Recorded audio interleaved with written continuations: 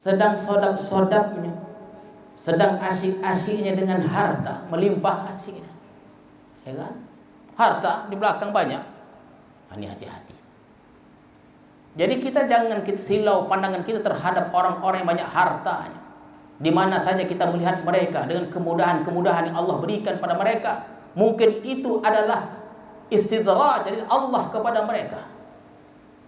Biar mereka pandang kita menderita, tidak apa-apa, asalkan kita dekat dengan Allah Subhanahu wa ta'ala. Sedang asyik-asyiknya dengan harta, kedudukan, akhirnya serangan jantung. Wah, ini dia. Allahu Allahu Allahu Allah, Allahu Allahu Allahu Allah, Allahu Allahu Allahu Allah, Allahu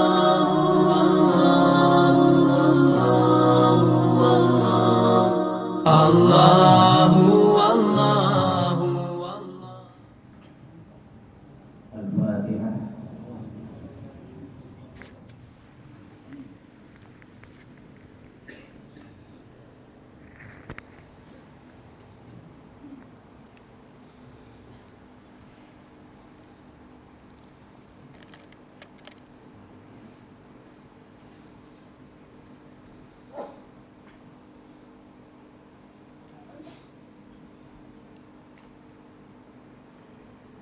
Bismillahirrahmanirrahim.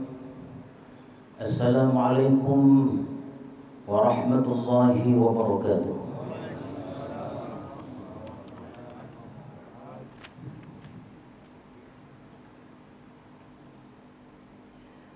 Alhamdulillahilladzi biyadihi maqalidul umur wa biqudratihi mafatihul khairati was-surur. والذي حذرنا عن الاستدراج والغرور. أشهد أن لا إله إلا الله وحده لا شريك له رب الغفور. وأشهد أن سيدنا محمدا عبده ورسوله المغفور. اللهم صل وسلم وبارك على سيدنا محمد المشهور وعلى آله وصحبه وذريته وأتباعه إلى آخر الدهور. أما بعد.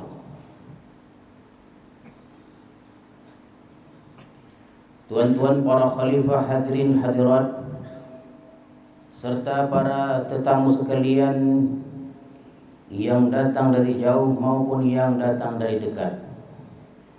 Alhamdulillah, marilah kita bersyukur kepada Allah Subhanahu wa ta'ala yang telah melimpahkan rahmat dan hidayahnya kepada kita semua.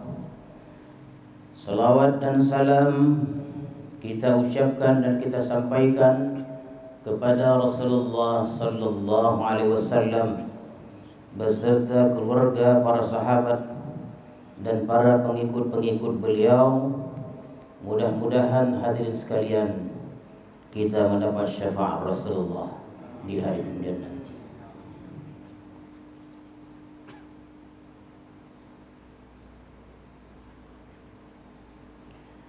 Al-hikmatu tsalisah wa sittun min al-hikam al-'ataiyah. Qala al-imam al-'arif billah Ahmad ibn Athaillah Sakandari rahimahullah wa nafa'ana bi'ulumi. Maka pada hikmah yang ke-63 dari Al-Hikam Al-'Ataiyah telah berkata Al-Imam Al-'Arif billah Ahmad ibn Athaillah Sakandari rahimahullah wa nafa'ana bi'ulumi. Kata beliau, khaf min wujudi ihsanihi ilaika wa dawami isa'atika ma'ah ay yakuna dhalika istidrajan lak. sanastadrijuhum min haitsu la ya'lamun. Takutlah engkau daripada adanya kebaikan Allah kepada engkau,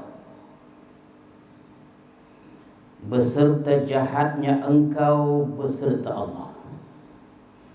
Takutlah bahwa yang demikian itu atau kebaikan tadi merupakan istidraj dari Allah Subhanahu wa taala.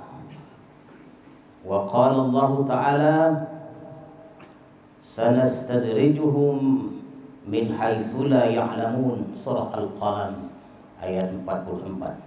Artinya, nanti kami akan menarik mereka dengan berangsur-angsur ke arah kebinasaan dengan cara yang mereka tidak ketahui. Nah, inilah hadirin dan hadirat sekalian, hikmah yang ke-63. Sebelumnya hikmah yang ke-43. InsyaAllah setelah haul nanti kita akan sambung secara berurutan. Pada malam ini kita lewatkan sedikit 63, minggu hadapan mungkin 62 atau sebaliknya insyaallah. Hadirin dan hadirat sekalian, fakhaf ayyuhal murid min dawami ihsanillahi ta'ala ilaik fi sihhati wa kasratil amwali wal auladi wal atba'i واتساع الجاه وتيسير الأسباب مع دوام إساءتك معه بالغفلة والتقصير وعدم الشكر أن يكون ذلك استدراجا منه تعالى. Takutlah wahai murid daripada kekalnya atau terus menerusnya kebaikan Allah kepada engkau dengan kesehatan yang diberikan Allah kepada engkau, dengan banyaknya harta, anak dan pengikut, luasnya pangkat kedudukan atau kekuasaan, dimudahkan segala sebab-sebab beserta kekalnya kejahatan engkau kepada Allah dengan lupa, taksir, maksiat, tidak bersyukur, bahwa yang demikian itu merupakan istidraj dari Allah.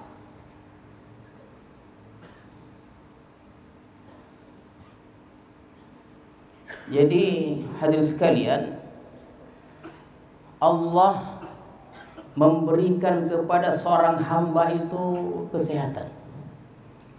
Diberinya hamba itu kesehatan. Untuk bab kesehatan ini hamba itu tidak ada masalah, sehat aja.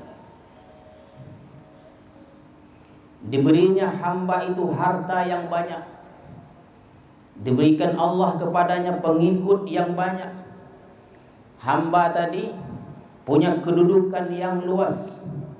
Dimudahkan sebab, wa taysiril asbab.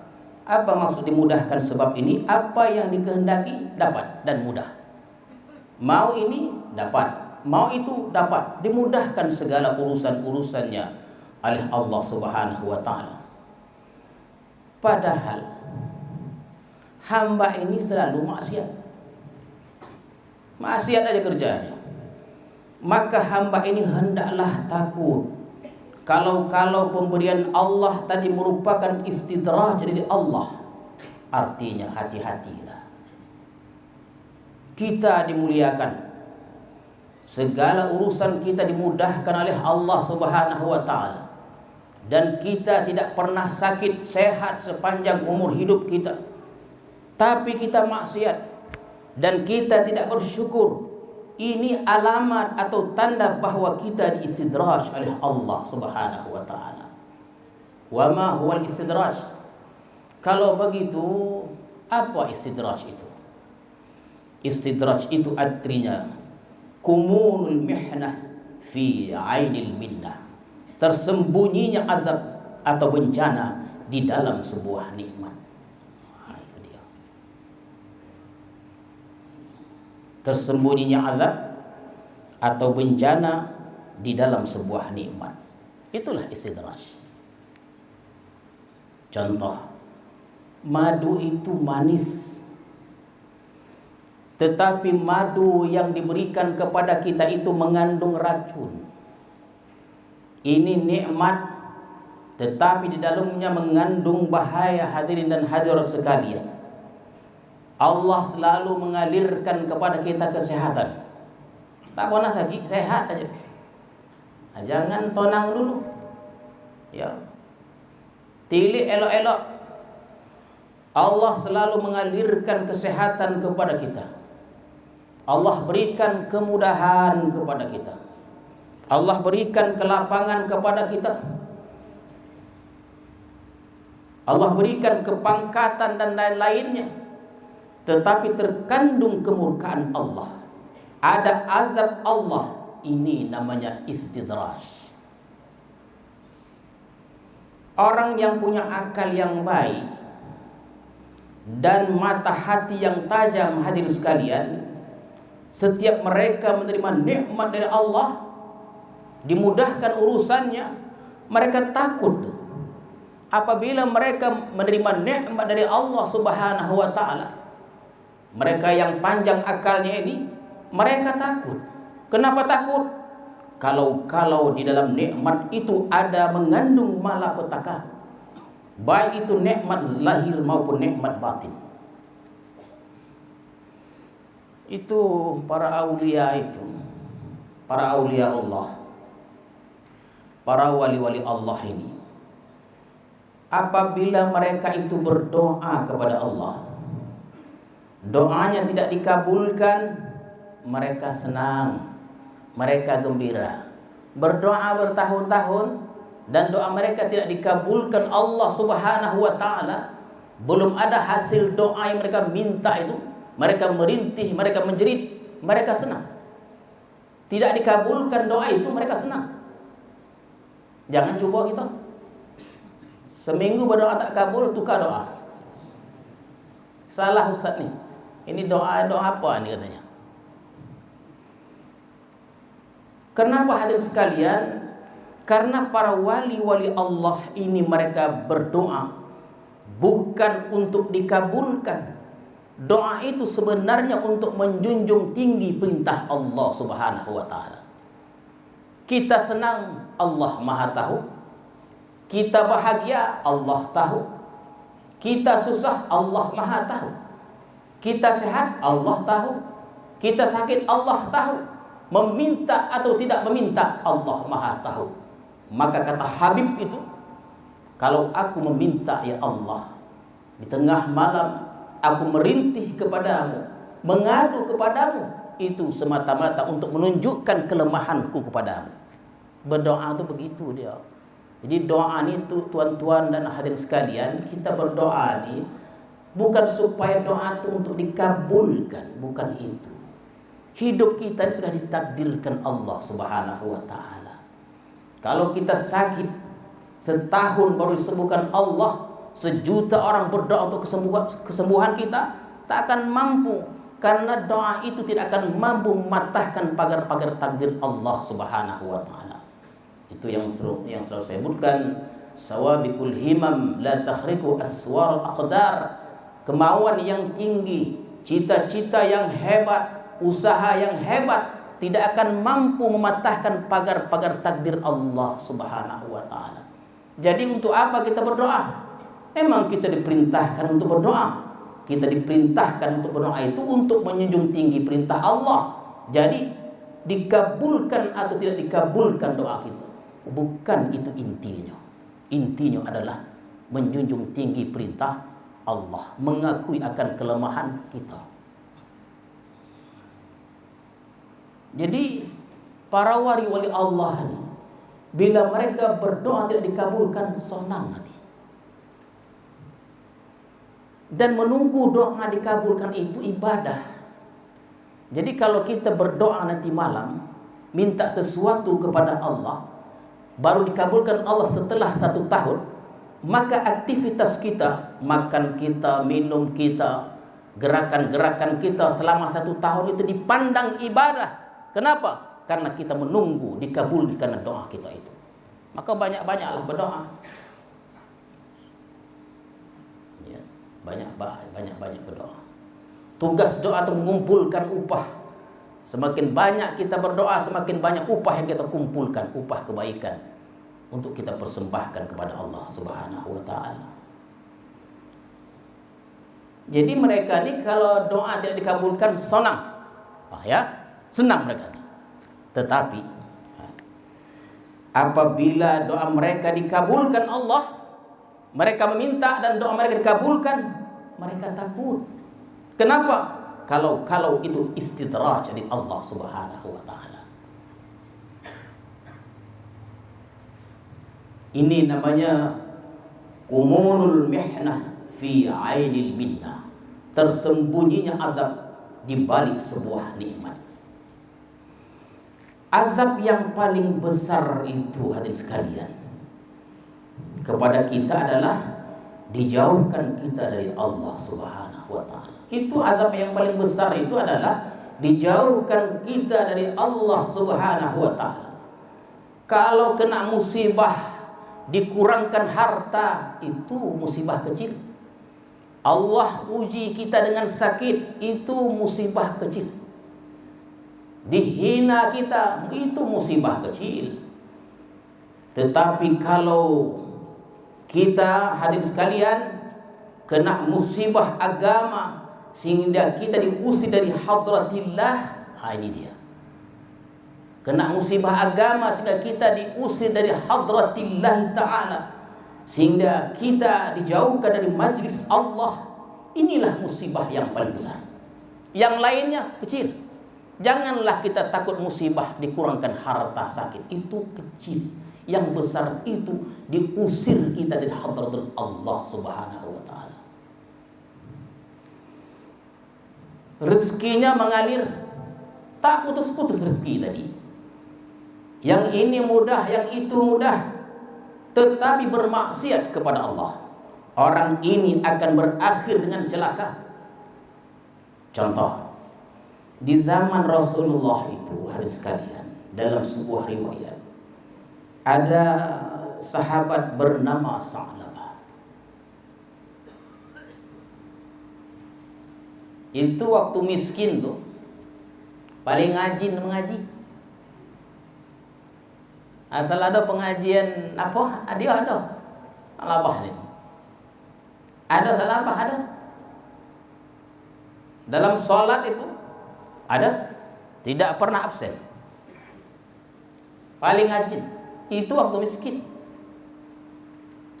Berdoa dan minta didoakan, dikabulkan, kaya. Itu kambingnya itu tak, Madinah itu tak muat itu. Makin banyak kambing itu.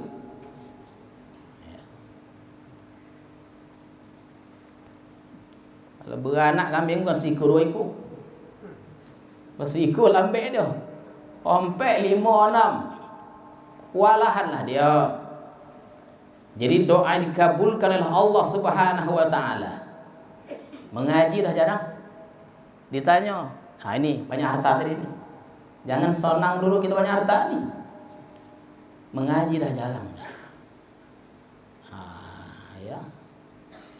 Asyik tinggal kambing aja dah. Ada apa kambing? Jangankan semayang wajib, semayang Jumat pun payah jumpa dia. Bahkan sekali setahun tu payah. Semayang apa? Idul Fitri dan Idul Adha. Itu paling belakang kali. Mati akhirnya tidak membawa iman. Bahkan dalam riwayat itu, hadirin sekalian, Abu Bakar dan sahabat-sahabat tidak mau menyolatkannya. Ini contoh istidraj. Udah elok miskin dah, mau kaya. Kalau meminta tu tengok dulu. Ya Allah, kayakan aku. Jangan begitu. Hati-hati. Ada yang minta, ya Allah, nih ada permintaan seperti ini. Ya Allah, jadikanlah orang sekampung ini sayang kepadaku. Bukan begitu doanya. Tersinggung Allah. Ada kan kita minta uang sayang pada kita. Yang kita minta tu Allah sayang pada kita. Jika doa terbalik-terbalik.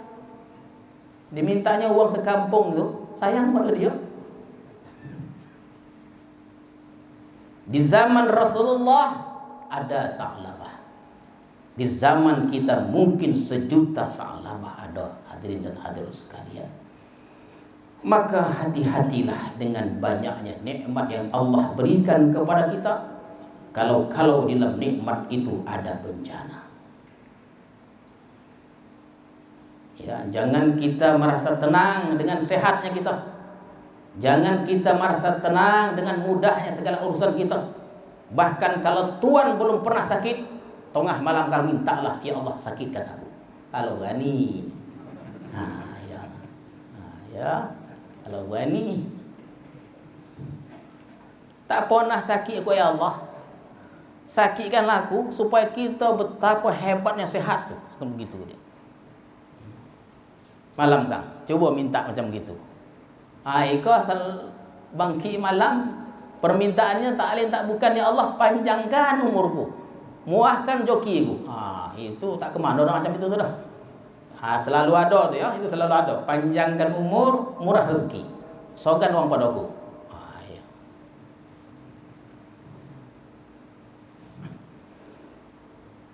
Ada seorang laki-laki dari Bani Israel berkata begini.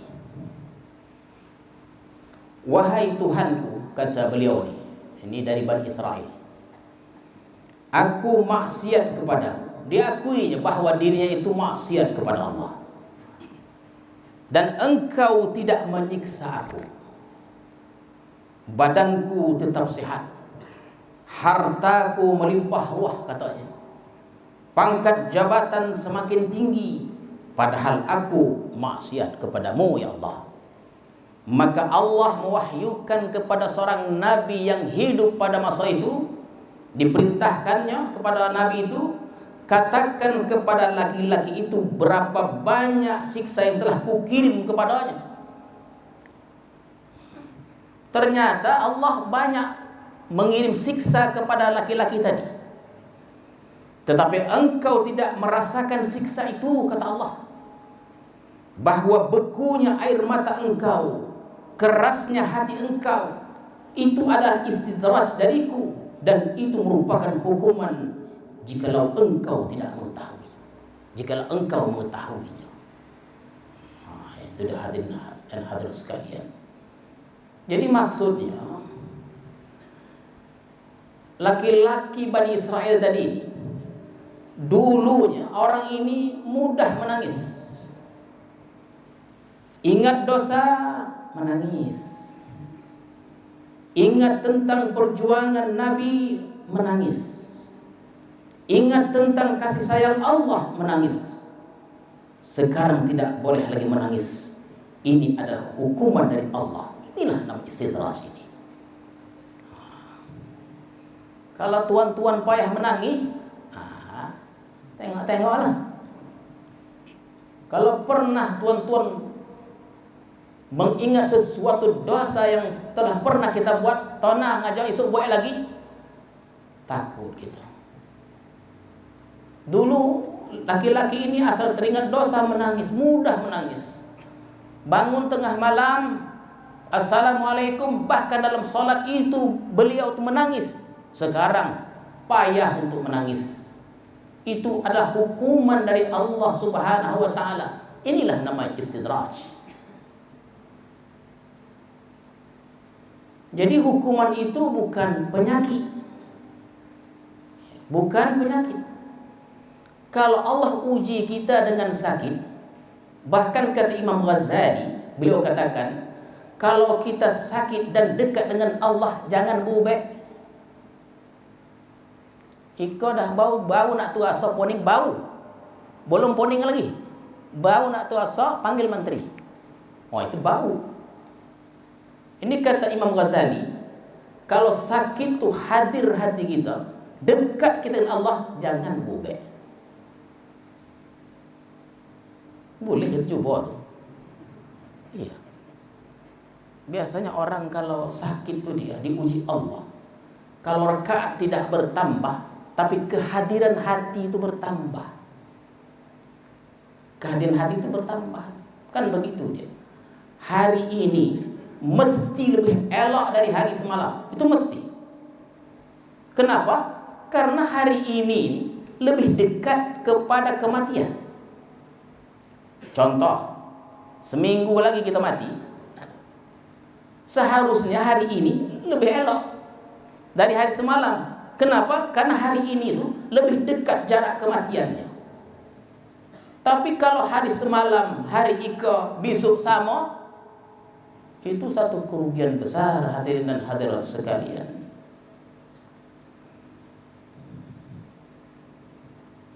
Jadi hukuman itu yang Allah maksudkan, maksud hikmah yang ke-63 ini, hukuman ini bukan penyakit.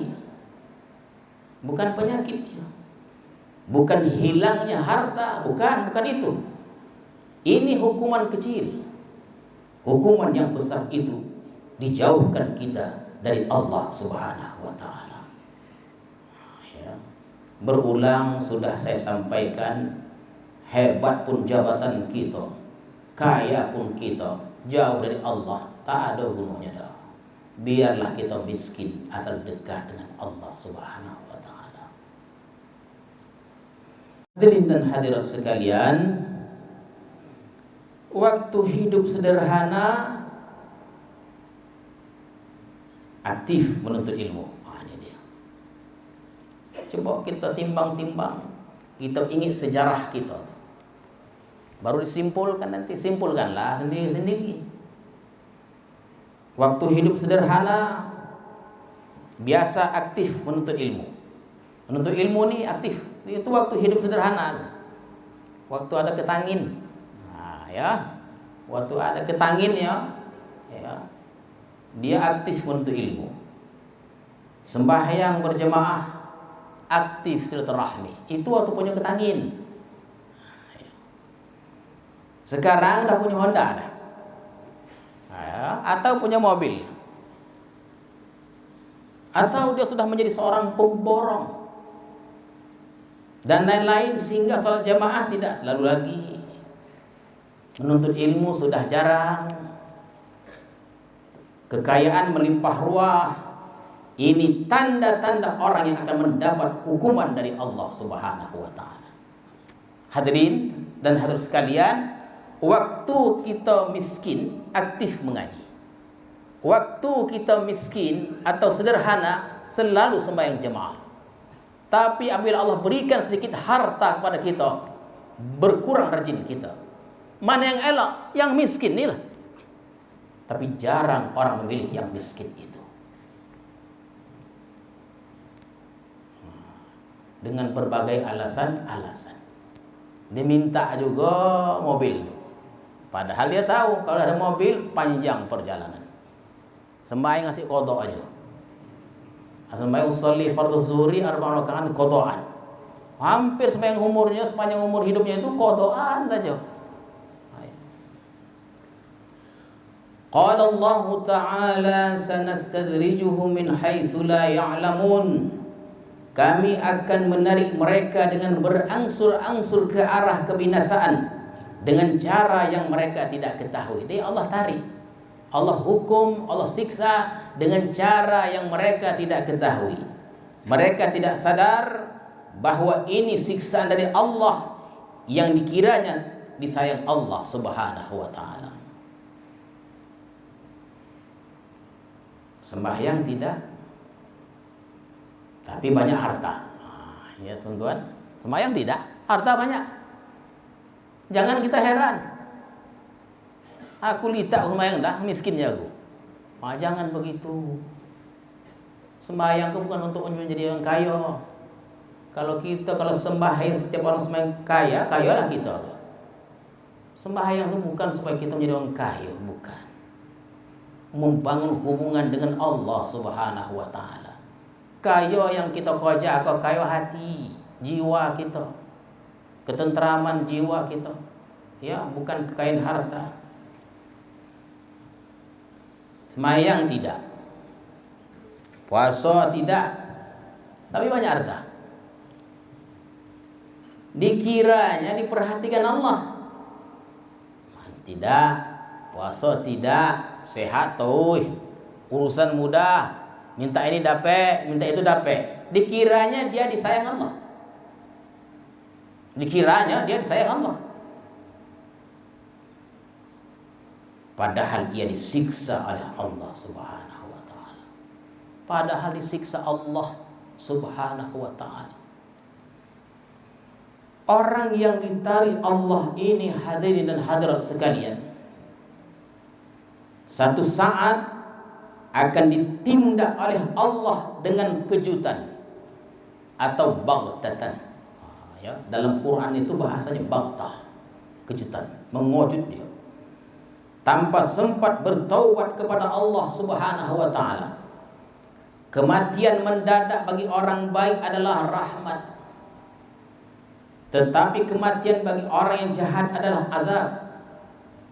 Lagi menuntut ilmu macam gituan ya. Hadis sekalian, lagi menuntut ilmu, berzikir lalu mati, sodak tu. Itu namanya mati dalam rahmat Allah Subhanahu wa taala. Kan elok itu. Itu kelebihan orang menuntut ilmu ni. Lagi menuntut ilmu mati, dia berhenti napehnya, tiba-tiba tak tahu dah. Itu rahmat. Sembayang tidak, puasa tidak, menuntut ilmu tidak, maksiat terus, mati mendadak, ikut azab. Takut kita, tak tahu dah. Kalau Allah qabarkan besok kita mati, itu lain ceritanya. Besok Allah qabarkan pada kita, wahai tuan-tuan yang hadir, semua yang hadir ke besok mati, tak tidur dah malam kau. Sah tu dah. Tak akan tidur. Ya. Nelfon aku tak pulang, iktikaf terus di masjid sampai akhir hayat. Itu. Kalau bagi dikobarkan Allah, tak mau yang sah tu.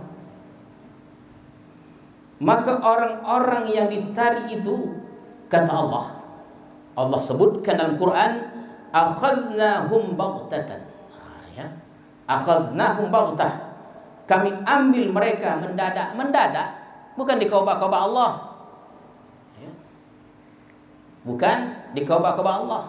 Saya teringat pula, saya ada satu kitab, orang mati kembali hidup. Itu tuan-tuan perlu baca tu, ditulis oleh Syekh Dr. Jalaluddin. Judul pun ngeri gitu. Orang mati kembali hidup. Itu banyak cerita tentang kematian-kematian. Memang Allah tidak beritahu bila kita mati, tapi Allah kasih tahu tanda-tandanya. Banyak tanda-tandanya. Di antaranya saya kobarkan kepada tuan-tuan. Di antaranya tanda-tanda seorang itu hendak mati. Seakan-akan malaikat Jibril mengirim surat kepadanya dengan putihnya rambut. Itulah bunyinya tu. Itu satu aja. Seakan-akan malaikat Jibril berkirim surat dengan putihnya rambut. Walaupun putih itu bukan menentukan, hitam dan putih rambut, tapi yang merasa rambut putih siap-siap aja lah. Kalau diukur kematian itu dari putih rambut, saya termasuk yang kemudian tuh, yang paling lama mau hitam lagi.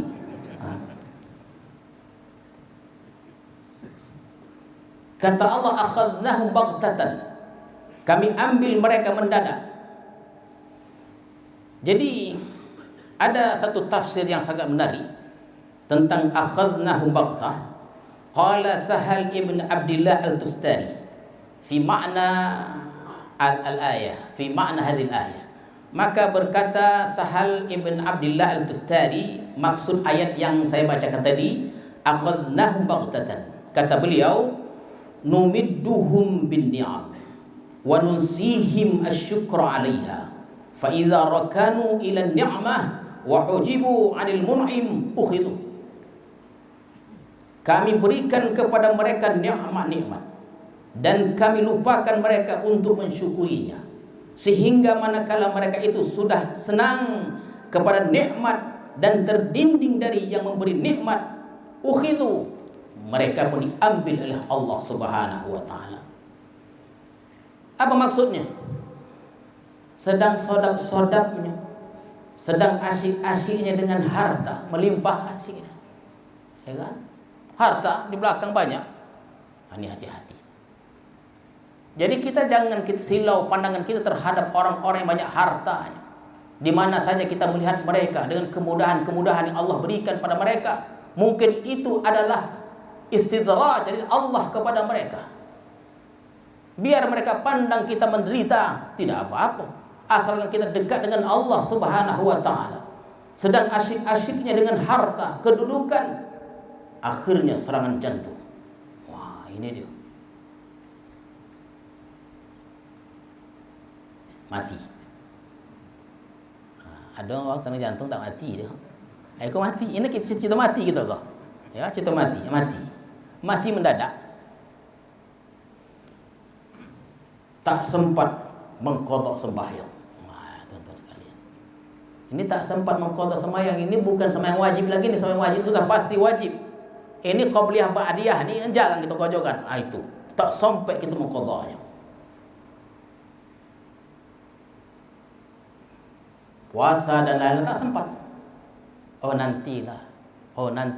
Ini bahaya nanti ini. Bahayanya nanti ini. Tanpa sempat mengembalikan kezaliman yang pernah dibuat. Kenapa tidak sempat? Kata Allah, ukhidhu, diambil oleh Allah secara tiba-tiba. Tidakkah tuan-tuan serta hadirin mendengar satu cerita seorang hamba bernama Bal'am bin Bawra? Itu dia.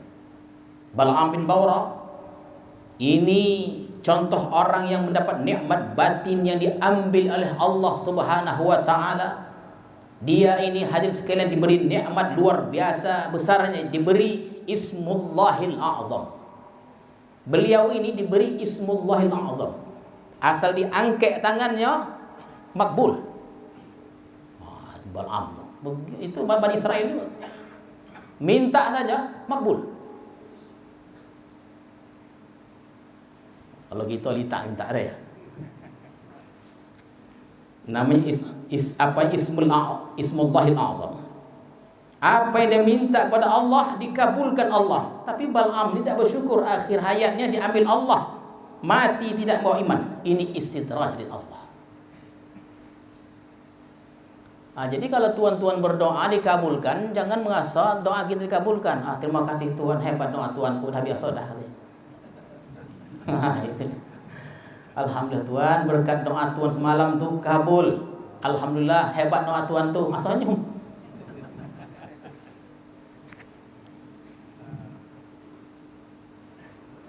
apabila Allah sayang pada hamba itu, Allah akan pelihara hamba itu dengan cara diberinya nikmat, kemudian diujinya, dan begitulah seterusnya. Jadi ada pasang surutnya. Kalau hidup ni naik saja, pasang saja, hati-hati. Kan pernah saya tanya tamu itu, pernah. Dia sekarang saya lagi turun, Covid pula.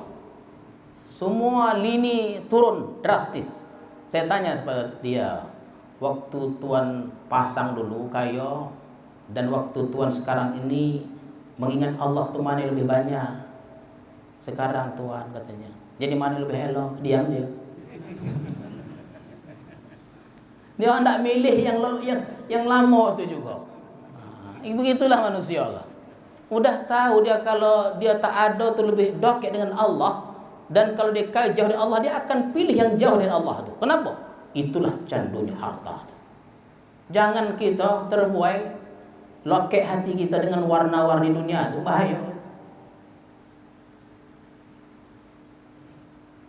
Atau diberi Allah ini, diberi Allah itu, tapi ada yang terbakar. Itu. Terima kasih ya Allah. Kan begitu dia. Kalau sanggup, ya. Kalau sanggup, terima kasih Allah. Kodaiku ada 3, 1 terbakar. Alhamdulillah ya Allah. Ya. Itu yang hebat begitu tuhnya. Ya. Kalau kita kalang kabut. Ya. فالواجب على الإنسان إذا أحس بنعمة ظاهرة أو باطنة أن يعرف حقها ويبادر إلى شكرها نطقا وعملا واعتقادا. Maka wajiblah atas manusia bila merasa dengan nikmat zahir dan batin bahwa mengenali hak nikmat itu. Kita mesti tahu hak nikmat itu. Allah tidak berikan nikmat itu percuma pada kita, bukan Allah berikan begitu saja, tidak. Semua nikmat yang Allah berikan kepada kita mesti ada hak yang kita lakukan, hadirin sekalian. Allah berikan nikmat ilmu, maka ada hak ilmu yang mesti kita lakukan.